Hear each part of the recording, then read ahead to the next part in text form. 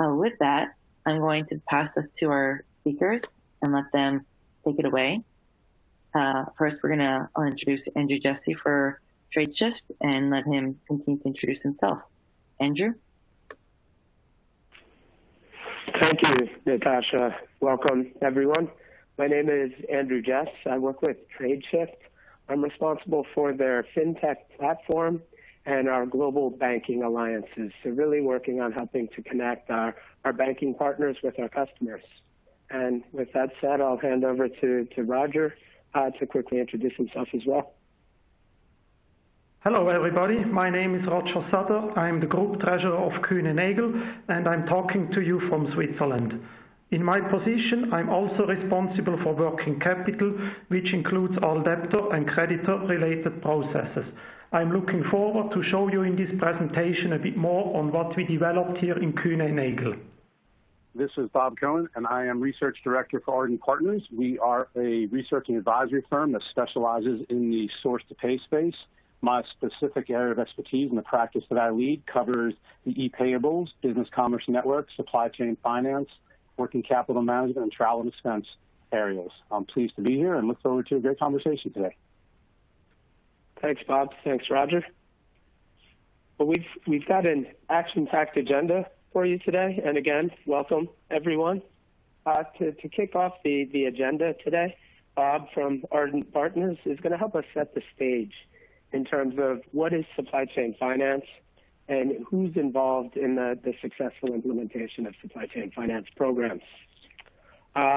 Then, several years ago, Roger and the Kuehne Nagel team challenged us to deliver a better solution for supply chain finance.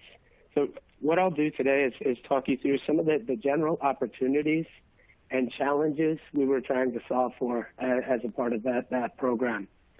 And then what we're going to do is hand over to Roger himself to talk more about the objectives he was trying to solve for, his experiences as a part of that, and some of the value he's been able to realize as a part of that, his journey and his program.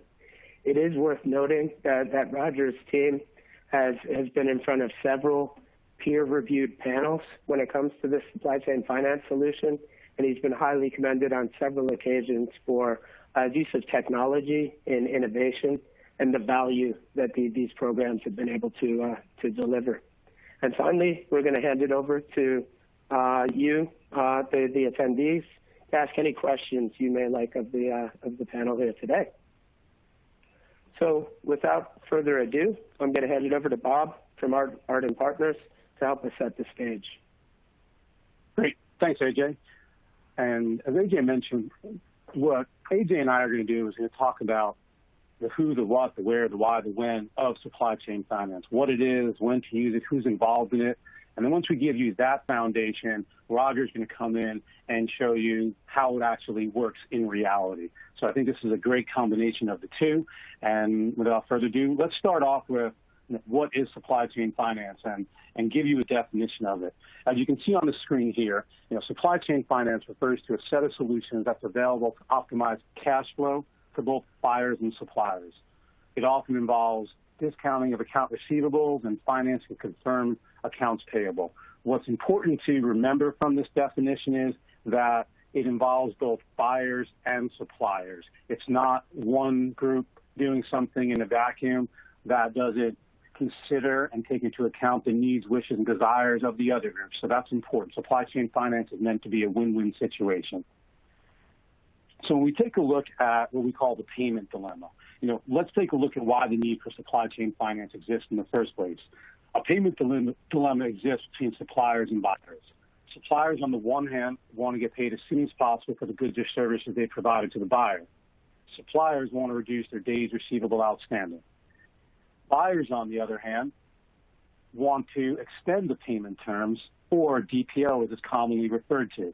So they want to hold on to their cash as long as possible. This creates a dilemma, friction as it's also known as. So what the supply chain finance offering looks to solve is how do we create a situation that understands that suppliers want to get paid as quickly as possible and buyers want to extend out how long they can hold on to their cash? So within the supply chain finance proposition, there's a number of moving parts, primarily the timing of the payment, the funding, and the payment amount itself, and whether or not a discount is going to be offered as part of an incentive to receive a payment at a certain time in play here. So that's the payment dilemma.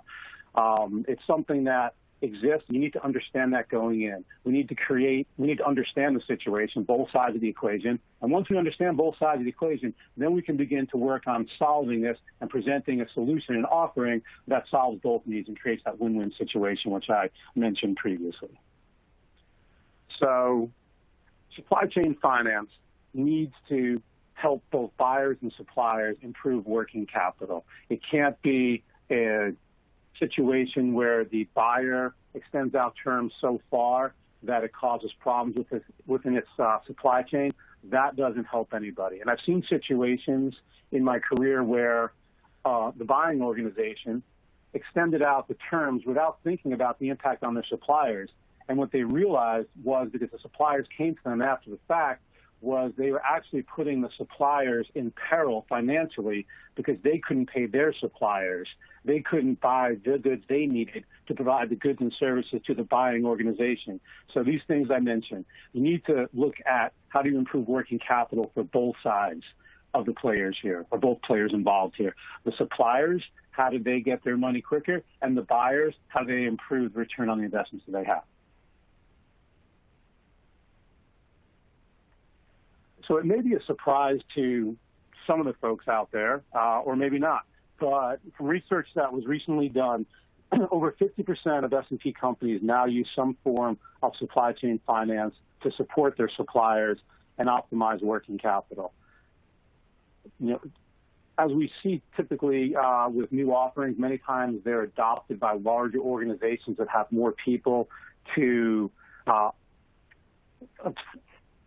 staff the projects with, and that's actually a good thing, because many of the times these larger organizations leverage the technologies, work out some of the kinks that are involved, and then by the time that it's made available to other organizations, the offerings have matured, they're easier to use, they're more applicable, they've figured out how do we make this valuable for all of our suppliers, regardless of their size. So whereas it's something that initially you may say, this is what we're offering, and then once you put it in, you realize that that was good for one part of your population, not the entire supply chain. So just something that you need to keep in mind and take into effect there. So let's take a look at the different buyer-initiated offerings that exist. While engaging in a conversation about supply chain finance, it's important to understand that there's a number of different offerings available that often get put into the supply chain finance bucket. They include virtual cards, also known as digital payment networks, dynamic discounting, and supply chain finance. So it's important that we look at each of these, and depending upon the size of the supplier that you're working with and the number of transactions and the spend volume that you're doing with a specific supplier will determine which offering you want to make available to that specific supplier. As we'll see here on the next slide, one size doesn't fit all. So you need to take a look at your supplier base. You need to segment that supplier base and understand which offering makes the most sense to which suppliers. So if we take a look first at supply chain financing here, typically supply chain financing is offered to the top 15%, 15 to 20% of suppliers by spend. And what we find also when doing the segmentation is that your top 15 or 20% of your suppliers account for about 60 to 80% of spend within an organization. So we're going to take a look at those differently than we will the smaller suppliers that we have, who are important, but there's different offerings that make more sense to our larger suppliers. And so we're going to take a look at segmenting it and say supply chain finance is great for our top 15 to 20% of our supply base that account for upwards of 80% of our spend. Now in the middle there, we have dynamic discounting. And dynamic discounting typically targets the next 50% of suppliers by spend. These are suppliers that you use frequently. They're not your highest volume suppliers, but you do a decent amount of invoice volume with them and a decent amount of spend with them, and you want to offer them a solution that's attractive to them and also to the organization. So whereas supply chain financing is offered to fewer because it's a little bit more customized, the dynamic discounting can be offered to a wide array of suppliers that are out there, and it's something that is widely used today, and the benefits can be easily seen, as we'll talk about in a little bit. And then finally, B2B commercial cards or payment digitization, also known as virtual cards or one-time virtual cards. This is something that we typically see offered to the longer tail of our supply base, and it's something that we use for the smaller, one-time, one transaction, typically lower spend by volume vendors that we're dealing with here. So as we said, and you can see in the picture here, one size doesn't fit all. It's important to take a look at who your suppliers are and determine which is the best offering for each specific supplier. So now let's take a look at who's involved in supply chain finance implementation. As we all know, change management can determine the success or ultimate failure of any project, and supply chain finance is no different. So it's important to understand who's involved in supply chain finance. And if you remember before, I mentioned we need to create a win-win situation. That is completely applicable here. So on the supplier side, obviously, you have your suppliers. They extend you services and goods that they expect to be paid for, and they want to be paid as quickly as possible. As we mentioned before, days receivable outstanding is something suppliers want to get paid as soon as possible. Having a lower DRO is typically a good thing for an organization. So take a look at that. If you take a look at the buyers, now the buyers are the companies that obviously purchasing the goods, and we'll talk a little bit more in depth in a slide or two about all the different groups within a buying organization that are involved in implementing supply chain finance offering for suppliers. But suffice to say, it's not just AP wakes up one day or finance wakes up one day and says, we're going to offer this, and they go to suppliers and they start offering it. There's a lot of groups that are involved, and you need to coordinate with them, and that's something that Roger will talk about as a key to success in his presentation, is how he worked with other groups to make this program successful. And finally, we have the funders. We have the banks, the card issuers. We have dynamic discounting or supply chain finance, which can be self-funded. It can be funded by a third-party financing solution. There's a number of different suppliers that, it's not suppliers, funders that are involved in the process here. Let's take a look at them in a little bit more detail here. So as far as the supply chain finance landscape and who's involved here. So we mentioned financial institutions. These are, the big banks that we're all familiar with. They all are interested in getting involved in supply chain finance. They've been doing variations of supply chain finance for many years now, and have a vested interest because they are in the business of managing money, loaning money, and obviously the more involved they can get in the process, the more interest it is to them. So financial institutions are interested, the card issuers, the Amexes, the Visas, the MasterCards of the world are all interested, we talked about, and they're getting more so every day. There's supply chain finance platforms that exist specifically for supply chain finance from third-party vendors. And then there's e-payable solution providers such as Tradeshift that offers solutions as well for AP and PDP automation, for e-invoicing, which is critical to the whole supply chain finance proposition, as well as dynamic discounting technology that is developed by the solution provider themselves.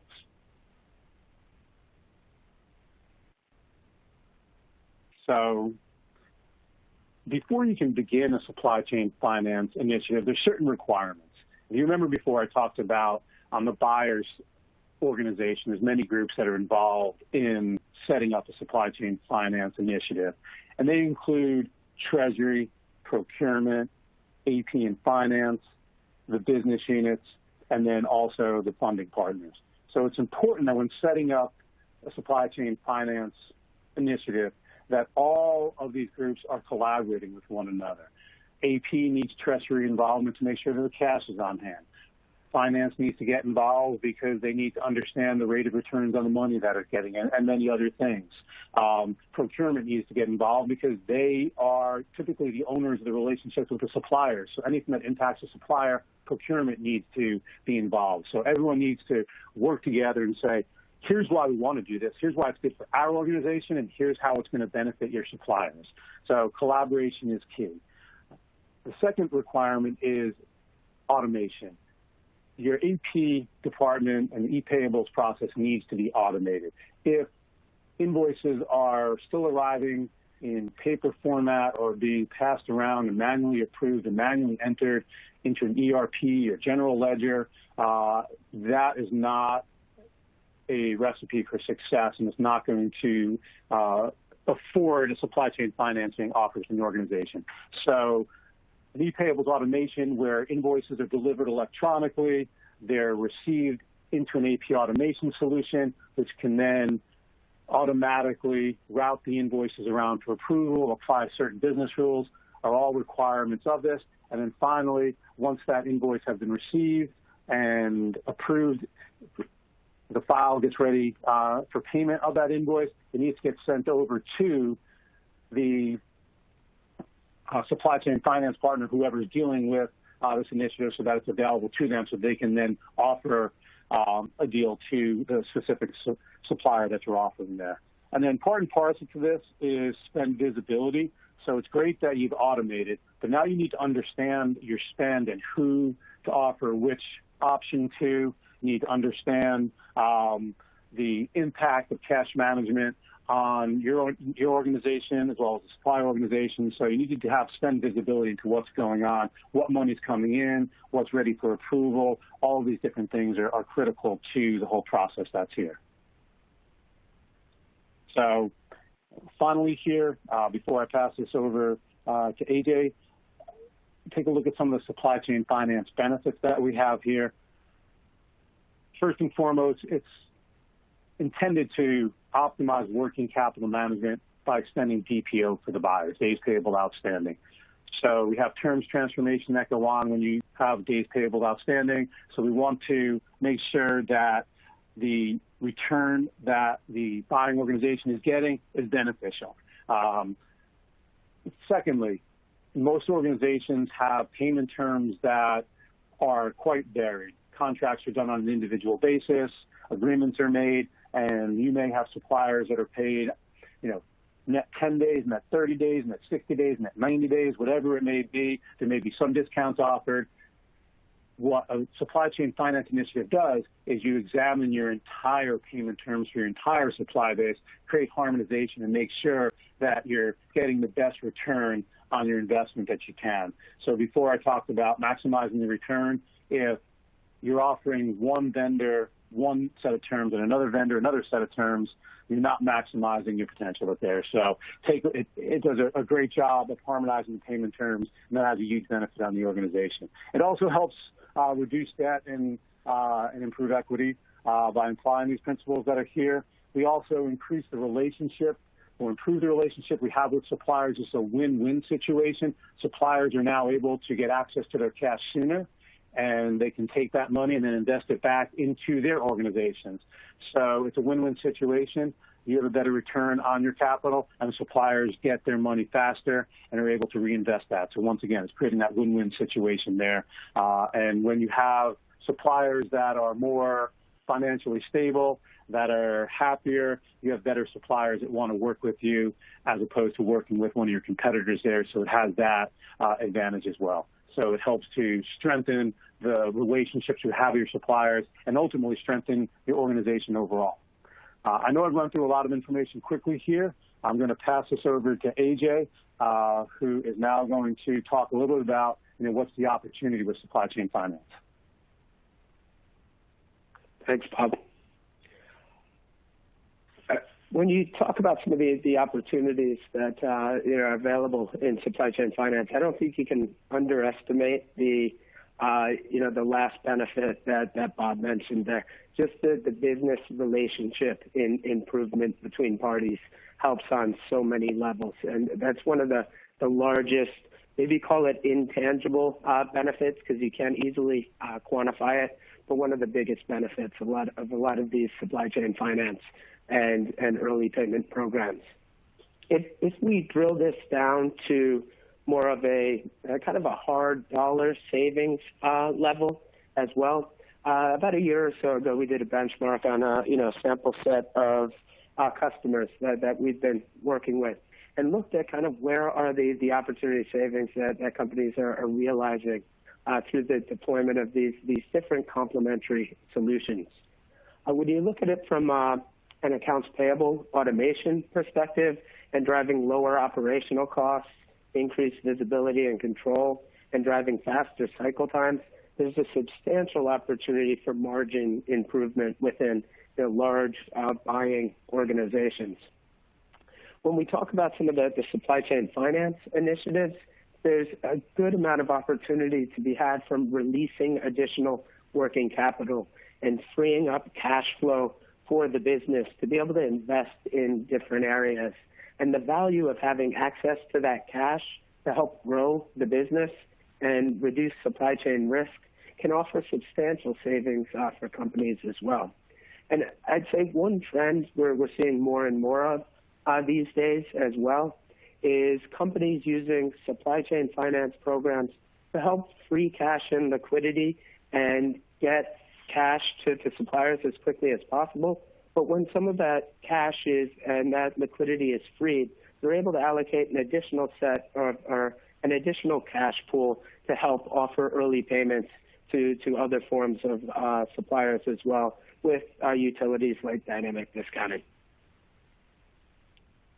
So if we look to talk about some of the challenges involved in many of these programs, I think if you look at the entire system, large organizations have invested a lot over the years in sourcing and procurement processes, maybe putting in place a source to pay solution, which can cover supplier onboarding, it can cover requisition raising and the like. Others have invested heavily as well in different accounts payable automation utilities. I think Bob talked a little bit about this earlier, the receipt of invoices, whether paper or electronic, the workflowing of those documents across the organization to be either matched to a purchase order or sent out for approval, and authorizing those invoices for payment. And then these large organizations have also invested heavily in working with their banking partners on different working capital and payment programs. And when you look at the largest organizations, what that's going to mean is many different banking partners, many different working capital and payment solutions that they need to put in place. And if we start on the right-hand section of this slide, is whilst companies have invested in automating a lot of these specific parts of the end-to-end source to final payment process, what you find is a lot of companies have amassed a large number of tools that they require to facilitate that end-to-end process. Those that have done it exceptionally well are able to process invoices in as few as 4 days on average. But there's a significant difference between the best-in-class organizations that are processing invoices in nearly a perfectly automated fashion to even the median set of companies who can take in excess of 20 days to process invoices. And when you look at that in and of itself creates a large waiting period for the supply chain to be able to take advantage of early payments and be able to get that cash back to suppliers as quickly as possible. And this results in, I think you see many statistics out there, but analysts and different researchers have estimated that there's north of $1.6 trillion in unmet demand for different early payment and trade finance products out there in the market today. So when we were looking at some of the challenges and, what the team had challenged us with as well, kind of brought us to this problem statement, right? That global organizations require an integrated and flexible set of tools to address global and different regional business requirements. But they need to be able to do it in a end-to-end and transparent process. So as we talked about before, a lot of large corporations and the banks as well have invested heavily in developing best-of-breed, purchasing, accounts payable, and working capital and payment solutions. And many of them are mature in their own right today. But we believe that with these isolated point solutions, clients are reaching a point of diminishing returns. And by being able to connect all these parties together to collaborate, pardon me one second, to collaborate efficiently and work together to drive value and be networked together, there are going to be new orders of value that are going to be able to be created for buyers, sellers, and their banking partners as well. So if you look at, I'll just call out a few of the challenges that some of these separate system type solutions can cause. When you look at multiple different processes with sourcing, registering suppliers in one place to register them to do business, capture insurance certificates and other information, the finance department receiving invoices electronically, maybe they even have a portal to report to their suppliers on the receipt of invoices, and then a separate platform to receive the payment information around different solutions. It creates scale issue, especially if it's a paper-based process or businesses are having to go to multiple places to find the source of the truth, depending on where they are in the process. When you look at having multiple different implementations too, across the different solutions and across your different banking partners, those implementations can become costly to set up in the first place, but also to manage on an ongoing basis. And then finally, if you don't have the most efficient accounts payable and invoicing process, invoice cycle times can be long. And without accounts payable efficiency being addressed, you can put in place the best supply chain finance program in the world, but you're not going to be able to give the benefits to your suppliers. So what we've looked at creating is and what we believe that the next order of value is that I talked about in that slide before, is the networked experience. Right? More and more we're operating in an internet-based economy. It's almost, you can classify it as a multi-enterprise grid with buyers and sellers connected to each other. And what we like to advocate and where we're seeing a lot of value in as well is being able to introduce additional partners into the mix as well. For example, banks. And being able to plug in banks together with their buyer customers, together with their seller customers. They're all able to collaborate on the same system and work together to improve and drive value for each other. And if you look at that network experience, what it can mean for the different parties utilizing these systems, from a seller perspective, I think that the two biggest things that I would call out here is the end-to-end transparency, right? The ability to register to do business with your customers, the ability to check the status of an invoice that it's been delivered, and the ability to request and see the payment all in one spot in an end-to-end fashion creates a significant efficiency for sellers. what I think that promotes is stronger customer relationships as well. It prevents those issue-led communications about, where is my invoice? Why hasn't it been paid? Has it been approved yet? Or is it the bank that we're waiting on to check the status of the invoice? It allows you to have more constructive conversations with your banking partners and your customers as well.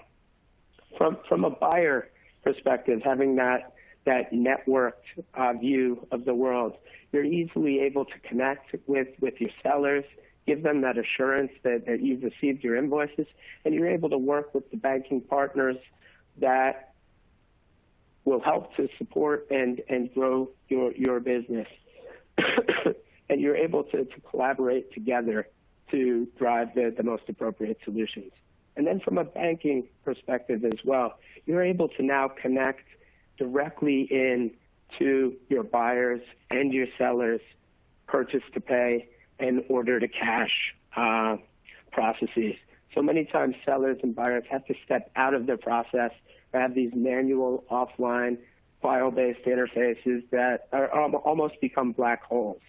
With this networked experience, that the banks are now able to drive more efficient processes for the buyers and sellers and have that visibility they require to offer the best level of customer service to their customers as well. So if I'm to quickly summarize, I'll just pull out a couple points on this slide. One is that the value of accounts payable automation definitely extends to working capital. In order to drive successful early payment programs, it's absolutely paramount to be able to drive and process invoices quickly. It really does sound intuitive, but you'd be surprised how often you see programs go out without a focus on being able to handle transactional accounting processes efficiently.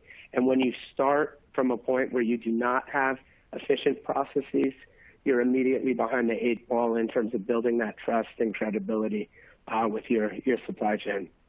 I think as Bob talked about earlier, one size definitely does not fit all. So having the right tools and the right banking partners at your disposal to deliver the solution that you need will help to drive the overall benefits for these programs. So these programs can significantly help to reduce buyer and supplier payment friction. And by taking out that buyer and supplier payment friction, again, one of the biggest benefits that we see time over time is that clients are moving from issue-led conversation to how do we grow our businesses together. And really that comes by enabling banks, buyers, and suppliers to all work together on the same platform with that same view of the truth together. So without further ado, I'm going to hand over to Roger to tell us more about the Kuehne Nagel story and his experiences. Thank you. Thank you, AJ, and welcome everybody to my presentation about Kuehne Nagel's journey from offering an e-invoicing solution to offer an integrated solution of e-invoicing together with supply chain finance. As supply chain finance is a good tool to support working capital initiatives, we decided around 6 years ago to look into ways on how to offer supply chain finance to our suppliers in an efficient way. But more on this later. I first now want to give you a brief introduction about Kuehne Nagel. Kuehne Nagel belongs to the world's largest logistics companies and was founded in 1890. We are currently present in over 100 countries and have in these 100 countries around 1,300 branch offices.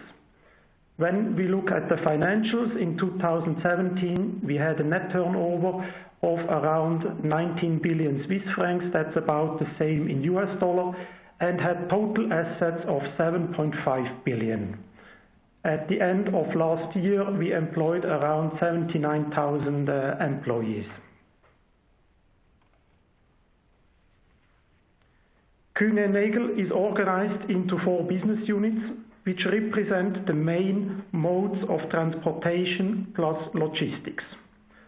In the business unit Sea Freight, we are handling more than 4.4 million tons of 4.4 million TEUs, where 1 TEU is the equivalent of 1 container.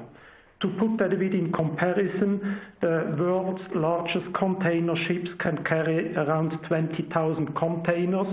So with that number of containers that are handled by Kuehne Nagel is the world's largest sea freight operator. In air freight, Kuehne Nagel is the world's second largest operator, with handling around 1.6 million tons of air freight. Also, to put that into comparison, some of the largest freight aircrafts can transport around 100 tons. So you can imagine this is a lot of air freight shipments that we are handling here in Kuehne Nagel. Our other business unit is contract logistics. That's basically our warehousing business, where we have more than 10 million square meters of warehousing and logistics space. And our fourth business unit is Overland. That's basically the trucking services, where we handled in 2017 around 18 million shipments. Important to know is that Kuehne Nagel doesn't operate its own fleet in sea and air freight. Instead, Kuehne Nagel buys the required space from airlines and shipping lines. Only in Overland, Kuehne Nagel runs partly an own fleet of trucks. But let's jump now into Kuehne Nagel's supply chain finance solution and start with the vision which we had around 6 years ago.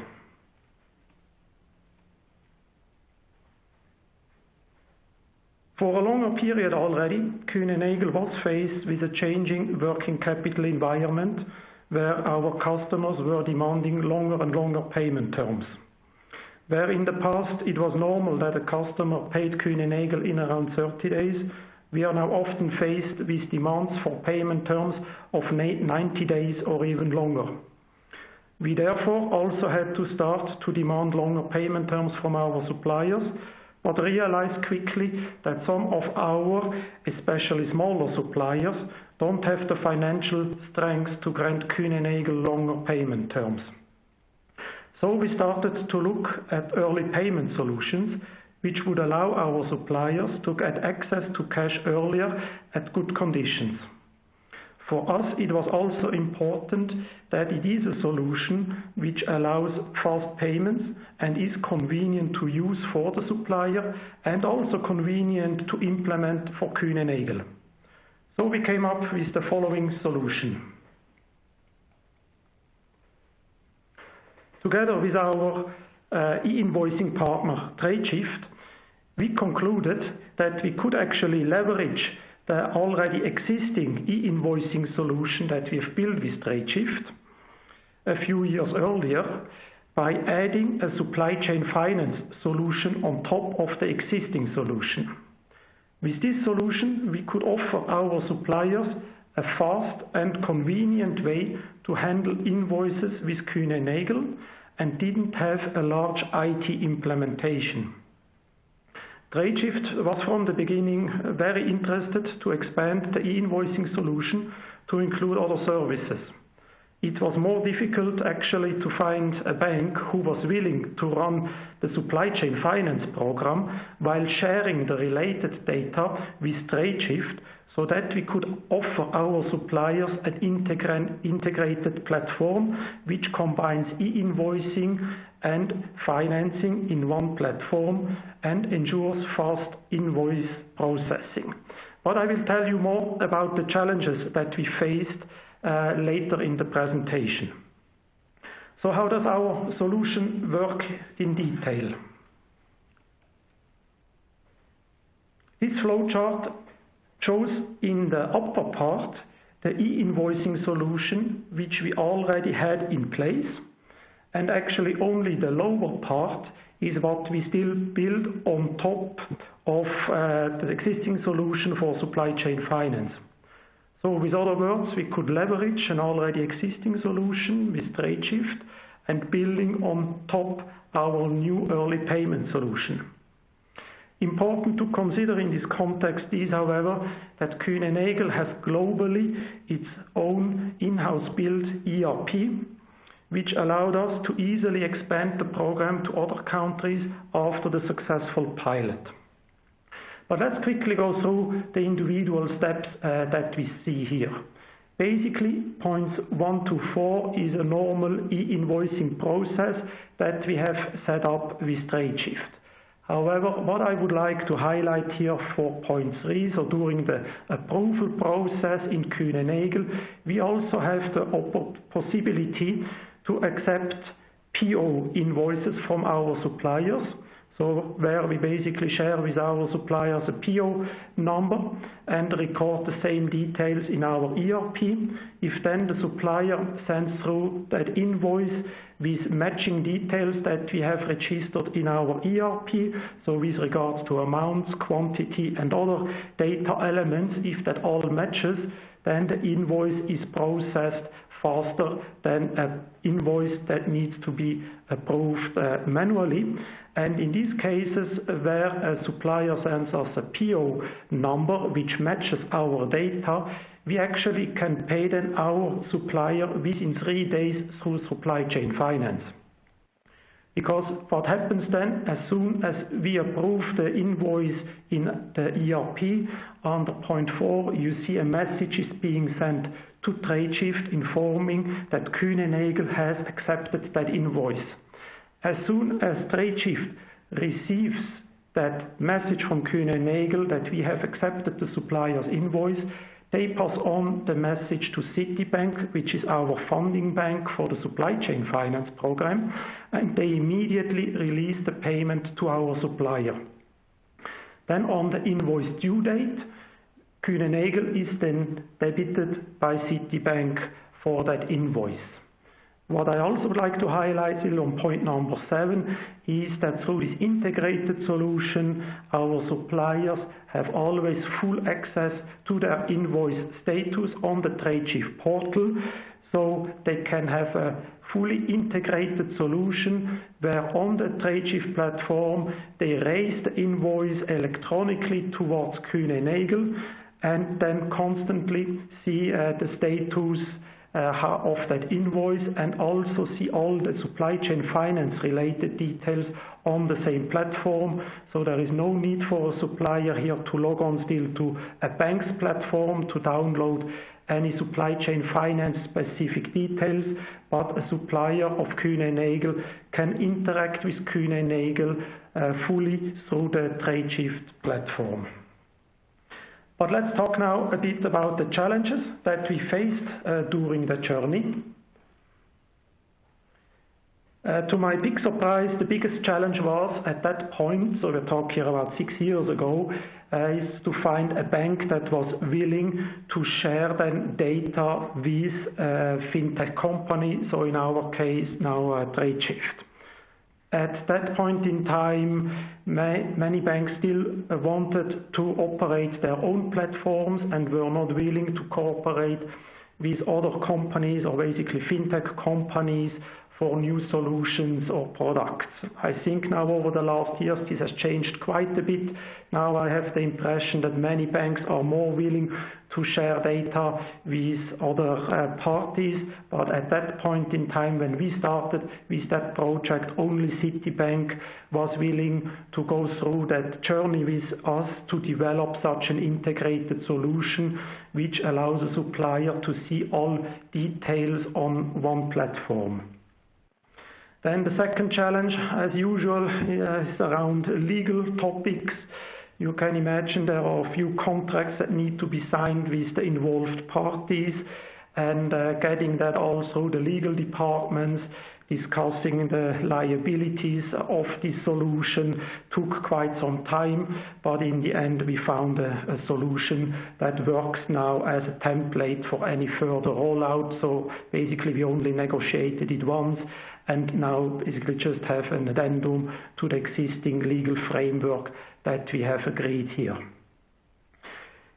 In the case of Kuehne Nagel, it was also a bit a challenge to sell the supply chain finance solution to procurement, and this was so because in our business, you have to understand that we have local suppliers in each of the 100 countries where we are active. So we have quite a decentralized procurement team, and so it required quite a lot of training and convincing to bring all procurement people on board with this solution so that they could explain this solution to our suppliers. Selling the solution to the suppliers can sometimes also be a challenge. In our case, it was a challenge because Kuehne Nagel is one of the first logistics company that is offering such a solution in their markets. And therefore, to many of our suppliers, this was a very new concept and required quite some explaining on how it works. However, I have to say here that I'm not aware of any supplier that has exited the program again. So I think once then they understood how it works, they were onboarded and they have seen that they are paid much faster than before. They didn't exit anymore.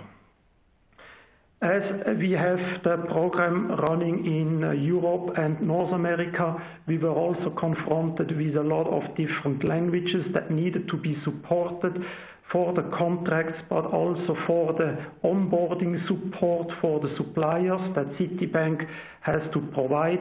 But currently now, Citibank can provide onboarding support in all the required languages in Europe and North America. I would like now to summarize the benefits that we see from running such a supply chain finance solution in Kuehne Nagel.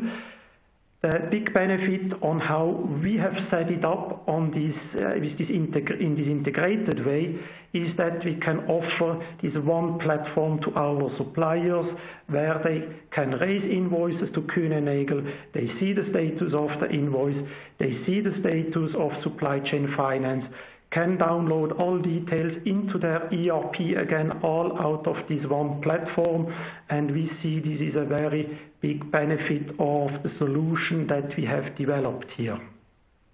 The other big benefit of the solution that we have developed is that it allows very fast processing times. I mentioned before that when a supplier uses PO references with Kuehne Nagel and the data matches the data in Kuehne Nagel's ERP, then the supplier can be paid within 3 days. In average, it takes us around 10 days to pay the suppliers, and this is much faster than suppliers were ever paid before. Under previous solutions that we had in place, it normally took 30 days or even longer to pay a suppliers. So we really make it possible here for suppliers to get their cash much faster than before. As it is a global solution, it's quickly or easily extendable to further countries. And we also have here the possibility to actually onboard more banks. Currently, we work with Citibank for North America and Europe, but we just recently went live with Standard Chartered Bank in Asia. And again, this is on the same platform. Actually, Kuehne Nagel didn't have to change anything in their interface to Tradeshift. It was then Tradeshift who set up the additional connectivity towards Standard Chartered Bank. But on Kuehne Nagel's side, having now one more bank in the supply chain finance program didn't result in any additional work for us.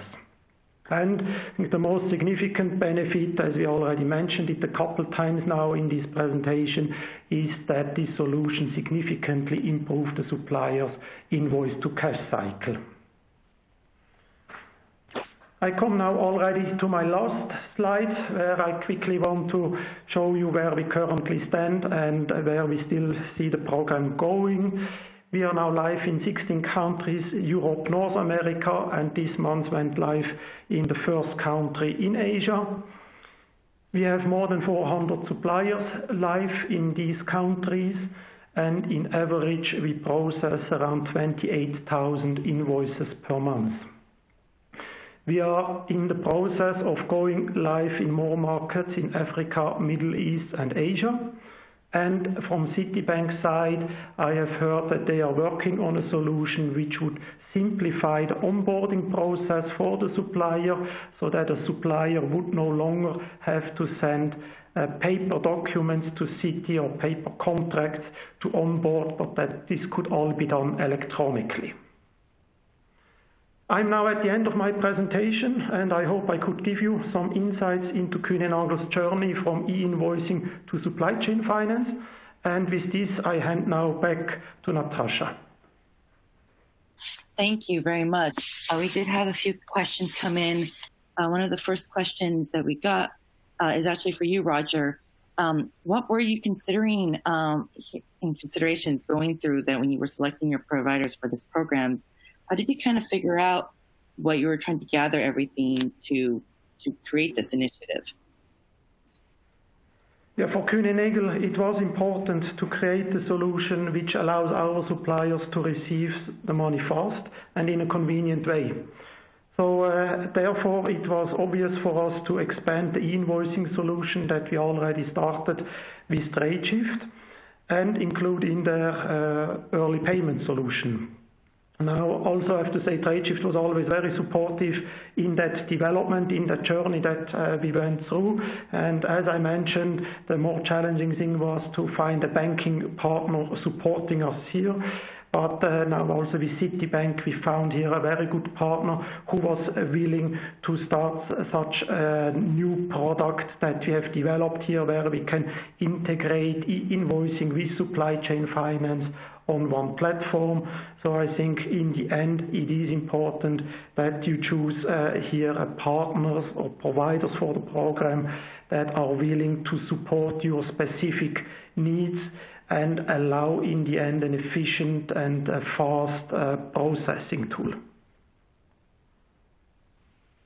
Great. So that actually leads me perfectly to the next question. Do you use multiple banks as an international company, or do you use a multinational bank?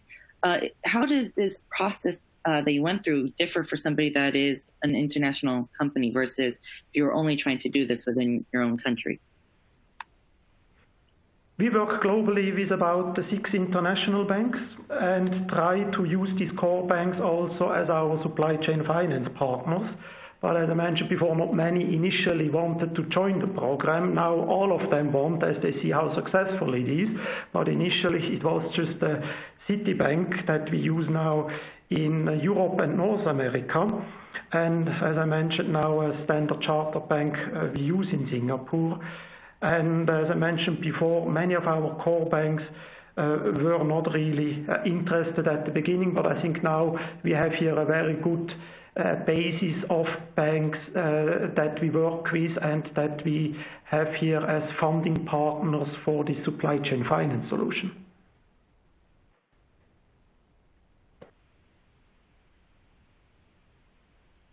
Great. I appreciate that. So then the last thing I guess I wanted to ask, because we only have 2 more questions, and they're kind of similar, is, for the approval process to get this through building, the case study for it, who did you really have to pull in to be able to help build this case study and to get it approved by management? And were there any really challenges of the people you had to kind of face and convince? Actually, it was quite easy, I have to say, because I think it all depended or was a result of the changing business environment that we were in, and where it was clear then to everybody that we also need to extend our supplier payment terms, and that we can't do that without offering our suppliers a supply chain finance solution. And integrating that on top of an already existing e-invoicing solution also kept our IT integration costs quite low. So actually it was quite easy to make a business case here in the end that was then supported by all the stakeholders. Perfect. Thank you very much. Well, with this, actually we'll start to conclude our presentation.